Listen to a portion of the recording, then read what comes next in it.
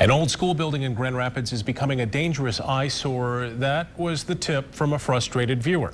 We wanted to know what was going on, so we sent Henry Erb to find out why the building was left to rot. He has this story tonight. So check out this broken window.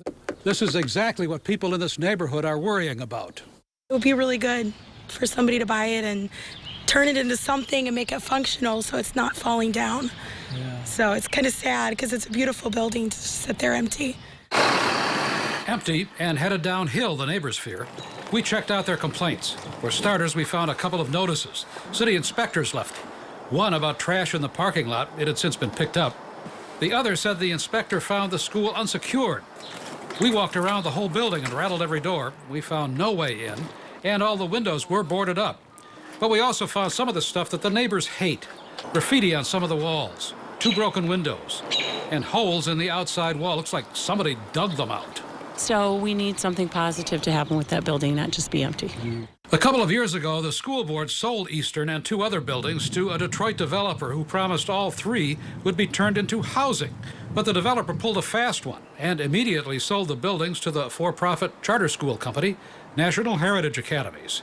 It turned one of the buildings into a charter school, but Eastern, and on the west side, the former Lexington Elementary, today sit empty.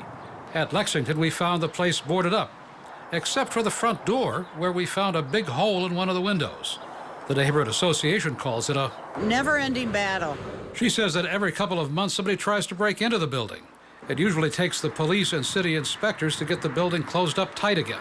We can't find any contact person on record for the building to be responsible for. We wanted to hear what National Heritage Academies have to say about the buildings. Nobody would talk on camera, but by phone and email, a spokesperson told us the company tries to be a good steward of the buildings. It's hired somebody else to handle maintenance. And it's trying to sell both buildings for housing. It's negotiating right now with 2 potential buyers. But even that has people in both neighborhoods wary. I'm not opposed to that, but I'd be concerned about the traffic and how much residential is that going to be. But nobody knows right now if those deals will ever go through. And meanwhile, people in this neighborhood and the Lexington neighborhood worry about stuff like this. On the northeast side, Henry Erb, 24 Hour News 8.